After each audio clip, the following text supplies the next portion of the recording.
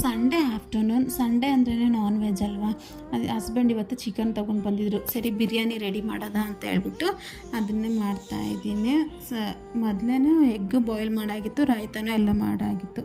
ಬಿರಿಯಾನಿ ಒಂದು ಮಾಡಬೇಕಾಗಿತ್ತು. Side by side chicken ಗ್ರೇವಿನೂ ರೆಡಿ ಆಗಿತ್ತು. ಒಂದು 90% ರೆಡಿ ಆಗಿತ್ತು, ಇನ್ನು 10% ಮಾತ್ರ. ಸರಿ ಸ್ವಲ್ಪ ಕುದಿ ಬರಲಿ ಅಂತ ಹೇಳ್ಬಿಟ್ಟು ಮಾತ್ರ ಇಟ್ಟಿದ್ದೆ. ಬಿರಿಯಾನಿ ಫಸ್ಟ್ ನನಗೆ ಬಿರಿಯಾನಿ ಸರಿಯಾಗಿ ಮಾಡೋಕ್ಕೆ ಬರ್ತಾನೆ ಇರಲಿಲ್ಲ. ಒಂದು ನೀರು ಜಾಸ್ತಿ ಆಗಿರ್ತಿತ್ತು, ಇಲ್ಲಾಂದರೆ ಸಾಲ್ಟ್ ಜಾಸ್ತಿ ಆಗಿರ್ತಿತ್ತು. ಆದರೆ ಈಗ ಆ ರೀತಿ ಎಲ್ಲ ಪರ್ಫೆಕ್ಟಾಗಿ ಬರುತ್ತೆ ನಾನು ಬಿರಿಯಾನಿ ಮಾಡಿದ್ರೆ. ಅದೇ ರೀತಿ ಫಸ್ಟ್ ಬಿರಿಯಾನಿ ಅಂತಂದರೆ ಯಾವುದಾದ್ರು ಸ್ಪೆಷಲ್ ಡೇಗೆ ಮಾತ್ರ ಇರ್ತಿತ್ತು ಅಷ್ಟೇ. ಆದರೆ ಈಗ ಹಂಗಲ್ಲ, ಮಂತ್ಲಿ ಒಂದು 2 ಟೈಮ್ಸ್ ಆದರೂ ನಮ್ಮ ಮನೇಲಿ ಬಿರಿಯಾನಿ ಇದ್ದೇ ಇರುತ್ತೆ.